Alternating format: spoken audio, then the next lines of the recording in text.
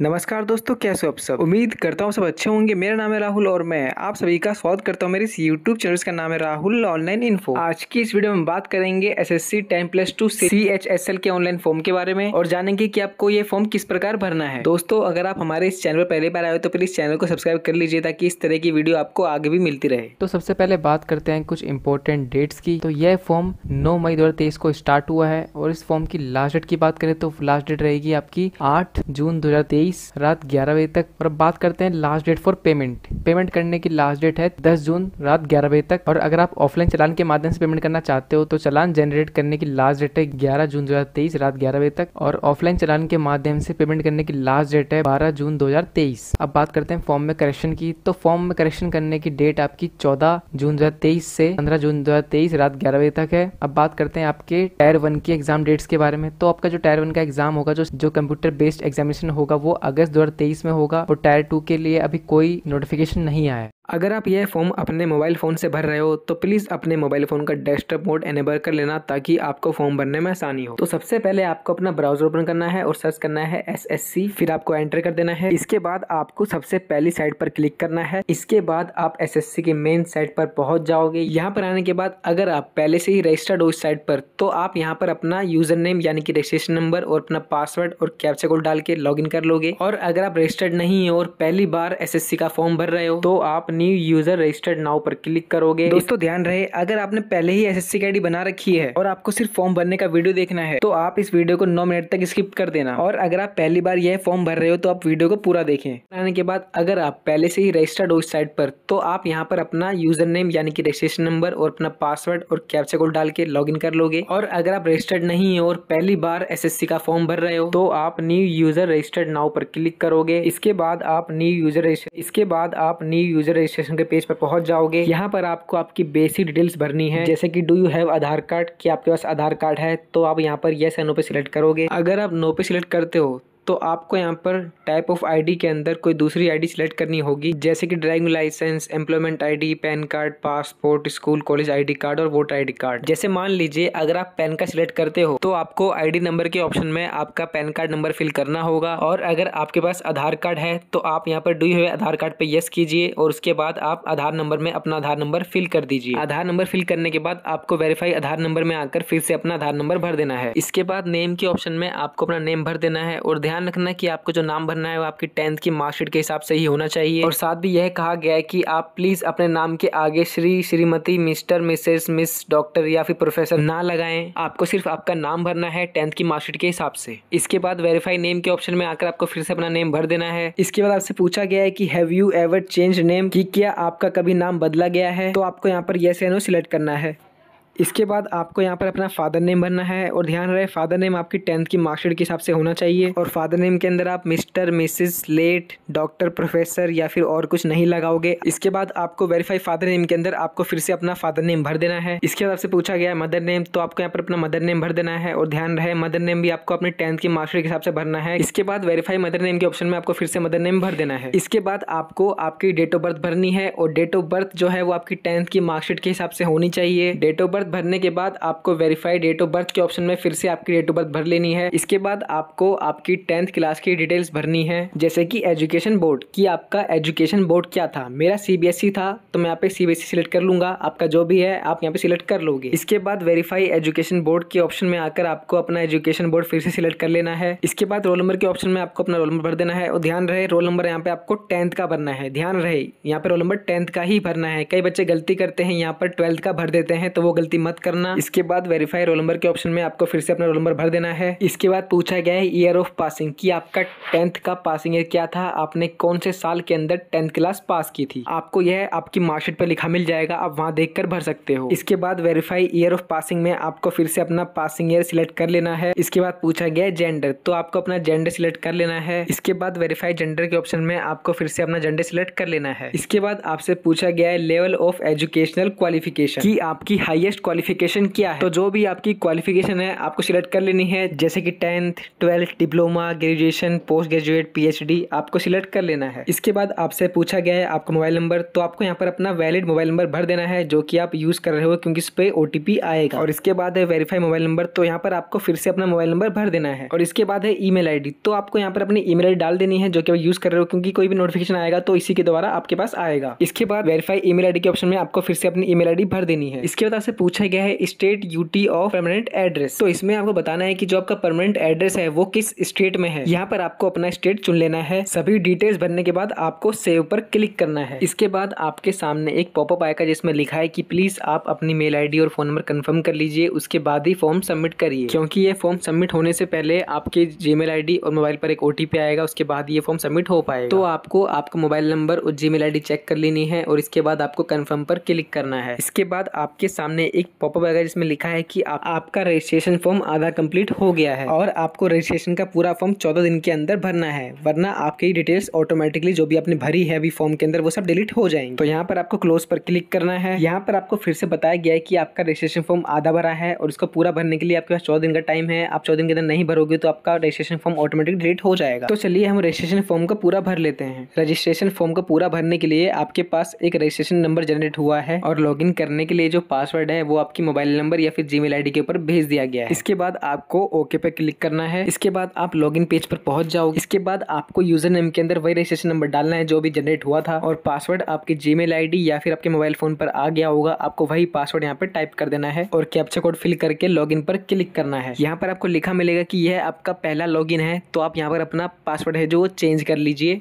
आपका जो पासवर्ड आपकी जीमेल ID या फोन नंबर पे आया था वह पासवर्ड आपको ओल्ड पासवर्ड के अंदर फिल कर देना है। इसके बाद न्यू पासवर्ड के अंदर आपको अपना एक नया पासवर्ड बना लेना है। आपको ऐसा पासवर्ड बनाना है जिसके अंदर एक कैपिटल लेटर हो, एक नंबर हो, एक स्पेशल कैरेक्टर हो और यह पासवर्ड आपका कम से कम 8 कैरेक्टर का तो होना ही चाहिए। एग्जाम्पल के तौर पर मैं आपको डिस्प्ले के अंदर एक पासवर्ड शो कर रहा हूँ, आप इसके हिसाब से अपना पासवर्ड जनरेट कर लेना। नया पासवर्ड डालने के बाद आपको कंफर्म पासवर्ड के अंदर फिर से अपना नया पासवर्ड टाइप कर देना है और इसके बाद आपको कंफर्म पर क्लिक करना है। इसके बाद आपको क्लोज पर क्लिक करना है। इसके बाद आप लॉगिन पेज पर आ जाओगे। यहाँ पर आने के बाद आपको यूजर नेम के अंदर अपना रजिस्ट्रेशन नंबर डाल देना है और पासवर्ड के अंदर आपको वह पासवर्ड डालना है जो आपने अभी नया बनाया है। इसके बाद आपको कैप्चा कोड फिल करना है और उसके बाद आपको लॉगिन पर क्लिक कर देना है। इसके बाद आप फिर से रजिस्ट्रेशन फॉर्म के अंदर आ जाओगे। यहाँ पर आने के बाद आपको नीचे स्क्रॉल डाउन करना है और उसके बाद आपको नेक्स्ट पर क्लिक कर देना है। यहाँ पर आपको आपकी एडिशनल एंड कॉन्टैक्ट डिटेल्स भरनी होंगी, जैसे कि आपकी कैटेगरी की आप जनरल हैं, AWS हैं, OBC हैं, ST हैं या फिर SC हैं। कैटेगरी सेलेक्ट करने के बाद आपको वेरीफाई कैटेगरी के अंदर फिर से अपनी कैटेगरी सेलेक्ट कर लेनी है। इसके बाद आपको आपकी नेशनैलिटी सेलेक्ट करनी है। इसके बाद आपसे पूछा गया है आइडेंटिफिकेशन मार्क, तो अगर आपकी बॉडी पर या फेस पर या फिर हैंड पर कोई विजिबल मार्क है जैसे कि चोट का निशान या फिर कोई तिल है तो आप यहाँ पर उसके बारे में लिख सकते हो। और अगर आपकी बॉडी पर कोई विजिबल मार्क नहीं है तो आप यहाँ पर नॉट एप्लीकेबल यानी कि NA लिख सकते हो। एग्जाम्पल के तौर पर मान लीजिए कि मेरे माथे के ऊपर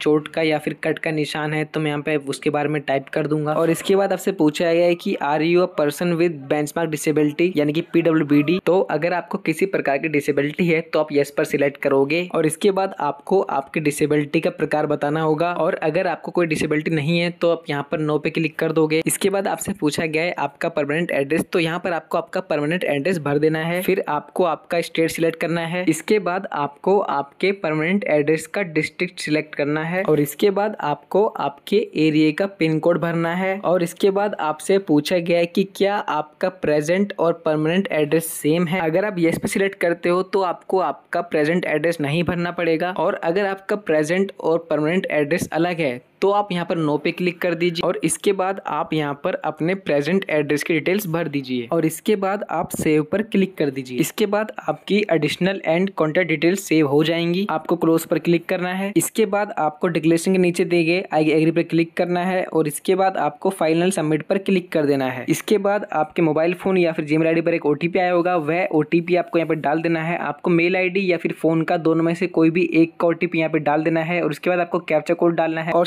सबमिट पर क्लिक कर देना है। इसके बाद आपका रजिस्ट्रेशन कंप्लीट हो जाएगा। तो अब आप एसएससी की किसी भी पोस्ट के लिए अप्लाई कर सकते हो। इसके बाद आपको यहाँ ओके पे क्लिक करना है। आपको सबसे ऊपर दिखेगी एसएससी सीएचएसएल की वैकेंसी। तो यहाँ पर आपको अप्लाई के ऑप्शन पर क्लिक करना है। इसके बाद यहाँ पर आपकी काफी डिटेल्स पहले से ही फिल मिलेंगी आपको, क्योंकि जब आपने रजिस्ट्रेशन किया था तो डिटेल्स आपने भरी थी। तो आपकी कुछ डिटेल्स आपको पहले से ही फिल मिलेंगी, जैसे कि आपका नाम, father name, mother name, date of birth, ये सब आपको पहले से ही फिल मिलेगा। तो यहाँ आपको अपने सेंटर चूज करने हैं। तो यहाँ पर आपको 3 सेंटर चुनने होंगे अपने एग्जाम के लिए। तो मैं दिल्ली का निवासी हूँ, तो मैं यहाँ पर सबसे पहले दिल्ली का सेंटर चुन लूंगा। इसके बाद मैं अपने आसपास कोई सेंटर चूज करूंगा। इसी तरह मैं यहाँ पे बाकी सेंटर भी सिलेक्ट कर लूंगा। और इसके बाद है medium for computer based examination, यानी कि CBE जो आपका एग्जाम होगा वह आपको हिंदी में देना है या इंग्लिश में देना है, या फिर यहाँ पे काफी सारी लैंग्वेज दी गई है। आप अपने अकॉर्डिंग अपनी लैंग्वेज सिलेक्ट कर सकते हो। ध्यान रहे ये आपका एग्जाम CBE के लिए है, जो आपका कंप्यूटर पे एग्जाम होगा MCQ वाला, ये उसके लिए है। तो यहाँ पे आप सिलेक्ट कर लीजिए। मैं यहाँ पे हिंदी सिलेक्ट कर लेता हूँ। और इसके बाद है verify medium for computer based examination. तो यहाँ पर फिर से आपको आपका मीडियम सिलेक्ट कर लेना है। मैं यहाँ पे फिर से हिंदी पे क्लिक कर देता हूँ। इसके बाद है मीडियम फॉर टाइपिंग टेस्ट। ये दोस्तों टाइपिंग के लिए है कि आपको टाइपिंग टेस्ट देना है जो इंग्लिश में देना है या फिर हिंदी में देना है। आप अपने अकॉर्डिंग सिलेक्ट कर लीजिए। ध्यान रहे इसको सिलेक्ट करने के बाद आप आगे कभी इसको चेंज नहीं करवाओगे। तो मैं यहाँ पर इंग्लिश में दूंगा टाइपिंग टेस्ट, मैं यहाँ पे इंग्लिश पे सिलेक्ट कर लूंगा। इसके बाद है verify medium for typing test. तो यहाँ पर आपको फिर से एक बार सिलेक्ट कर लेना है। मैं यहाँ पे इंग्लिश पे दोबारा क्लिक कर देता हूँ। और इसके बाद आपसे पूछा गया है whether 12th standard pass in science stream with mathematics as a subject from are recognised board equivalent for DEO in department ministry mentioned and para 8.1 of the notice. यहाँ आपसे पूछा गया है कि आपने 12वीं क्लास साइंस स्ट्रीम से पास की है और 12वीं क्लास के अंदर आपने मैथ को सब्जेक्ट के रूप में पढ़ा है। तो आप यहाँ पर यस पे सिलेक्ट करोगे, अदरवाइज आप नो पे सिलेक्ट करोगे। इसके बाद से पूछा गया है whether you are ex serviceman. तो अगर आप एक्स सर्विसमैन है तो आप यस करोगे, वरना आप नो पे सिलेक्ट कर दोगे। इसके बाद आपसे पूछा गया है do you have a physical limitation to write as per para 7.2 और 7.3। तो इसमें आपसे पूछा गया है कि क्या आप लिखने में असमर्थ हैं। तो अगर आप लिखने में असमर्थ हैं तो आप यहाँ पर यस पर सिलेक्ट करें, नहीं तो आप नो पर सिलेक्ट करें। और अगर आप लिखने में असमर्थ हैं और इसके बारे में आपको अधिक जानकारी चाहिए तो आपको पैरा 7.2 और पैरा 7.3 के अंदर जानकारी दी गई है। और ये जानकारी आपको इस पोस्ट के नोटिफिकेशन PDF के अंदर मिलेगी। नोटिफिकेशन PDF का लिंक मैंने डिस्क्रिप्शन में दिया है, आप वहां जाकर देख सकते हैं। तो मैं यहाँ पर नो पे सिलेक्ट कर दूंगा। इसके बाद है वेदर सीकिंग एज रिलैक्सेशन, क्या आपको आयु में छूट चाहिए। तो आपको चाहिए तो आपको इस पे सिलेक्ट करना है। इसके बाद आपको एज रिलैक्सेशन का कोड सिलेक्ट करना होगा कि आपको एज में छूट किस कैटेगरी के बिहाफ पे चाहिए। तो मैं इस फॉर्म के लिए अंडर एज हूँ, मुझे एज में छूट नहीं चाहिए, तो मैं यहाँ पे नो पे सिलेक्ट कर दूंगा। और इसके बाद है हाईएस्ट एजुकेशन क्वालिफिकेशन, कि आपकी हाईएस्ट एजुकेशनल क्वालिफिकेशन क्या है। मेरी BA है तो मैं यहाँ पर BA सिलेक्ट कर लूंगा, आप अपने अकॉर्डिंग सिलेक्ट कर लेना। इसके बाद आपसे पूछा गया detail of qualifying education qualification की, यानी कि आप जिस पोस्ट के अप्लाई कर रहे हो उसके लिए आप किस प्रकार योग्य हो आपको यहाँ बताना है। ये फॉर्म 12th पास पे है तो मैं यहाँ पर 12th स्टैंडर्ड पे क्लिक कर दूंगा। और इसके बाद आपको स्टेटस सिलेक्ट करना है कि आप 12th में पास्ड हो या आप अपेयरिंग के अंदर हो। तो ध्यान रहे अगर आप 12th के अंदर अपेयरिंग में हो तो एक बात ध्यान रखना, आपका रिजल्ट 1 अगस्त अगर आप अपेयरिंग से अप्लाई कर रहे हो, ठीक है। और अगर आप पास्ड हो तो कोई दिक्कत ही नहीं है, ठीक है। मैं पास्ड हूँ तो मैं यहाँ पर पास्ट पे सिलेक्ट कर लूंगा। इसके बाद है पासिंग ईयर, ये पासिंग ईयर आपको 12th क्लास का भरना है। इसके बाद है state UT of board university, तो यहाँ पर आपके बोर्ड का स्टेट सिलेक्ट करना है कि आपका जो बोर्ड है वो किस स्टेट में है। तो मैं यहाँ पर दिल्ली सिलेक्ट कर लूंगा। इसके बाद नेम ऑफ बोर्ड, यहाँ पर आपको आपके बोर्ड के नाम शो होंगे। इसके बाद नेम ऑफ बोर्ड के अंदर मैं यहाँ पर CBSE सिलेक्ट कर लूंगा। इसके बाद है रोल नंबर, यहाँ पर आपको आपकी 12th का रोल नंबर टाइप करना है। और इसके बाद है परसेंटेज और CGPA, अगर आपका 12th क्लास का रिजल्ट परसेंटेज में था तो आपको यहाँ पे परसेंटेज टाइप करनी है। अगर CGPA के अंदर था तो यहाँ पे आपको CGPA टाइप करनी है। आपको दोनों में से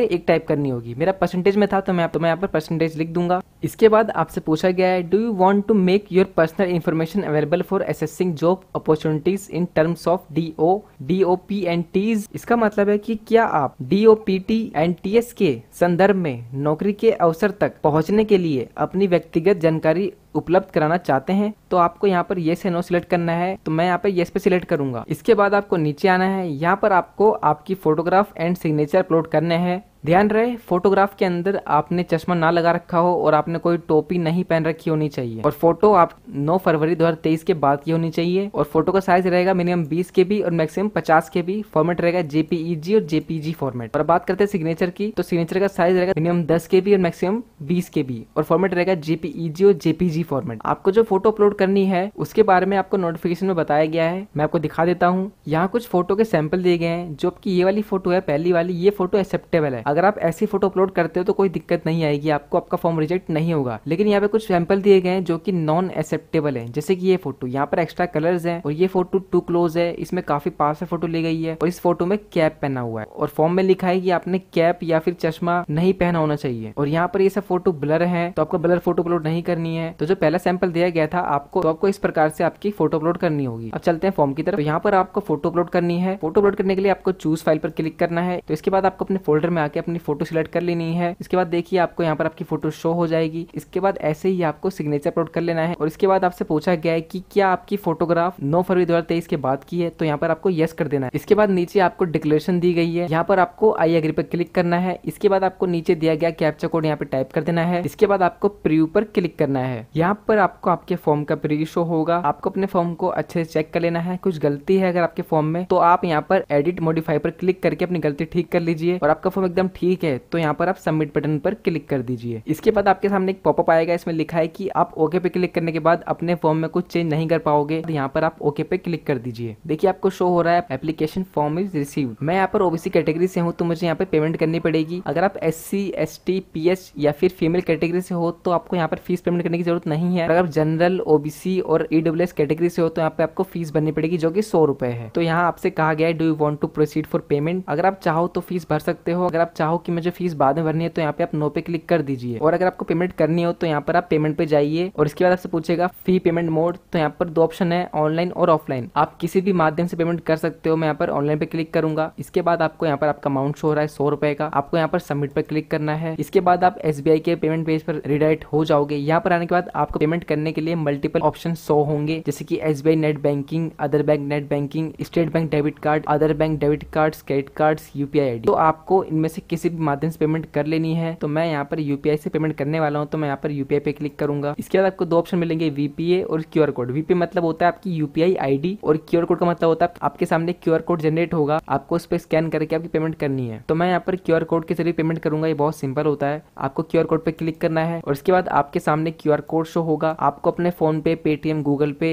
या फिर किसी भी पेमेंट ऐप के अंदर इस कोड को स्कैन करना है और आपकी 100 रुपए की पेमेंट कर लेनी है। पेमेंट करने के बाद आपको आपका प्रिंट आउट निकाल लेना है। इसके लिए आपको प्रिंट बटन पे क्लिक करना है और इसके बाद आपको आपके फॉर्म का प्रिंट आउट शो हो जाएगा। पेमेंट करने के बाद एक काम जरूर करना, आप यहाँ पर पेमेंट स्टेटस को चेक कर लेना। अगर आपको पेमेंट नॉट पेड दिखाई देती है तो आप यहाँ पर डबल वेरिफिकेशन और पेमेंट पे क्लिक करके अपनी पेमेंट वेरीफाई कर लेना। उसके बाद आपकी पेमेंट कंफर्म हो जाएगी। तो दोस्तों आज की इस वीडियो में हमने जाना कि आप किस प्रकार SSC CGSL का ऑनलाइन फॉर्म भर सकते हो। अगर आपको फॉर्म में कुछ डाउट हो, कोई प्रॉब्लम हो तो मुझे कमेंट करके पूछ सकते हो। मैं आपकी प्रॉब्लम सोल्व करने की पूरी कोशिश करूंगा। और दोस्तों अगर आप इस चैनल पर नए आए हो तो प्लीज चैनल को सब्सक्राइब कर लीजिए ताकि इस तरह की वीडियो आपको आगे भी मिलती रहे। धन्यवाद दोस्तों, आपका दिन शुभ हो।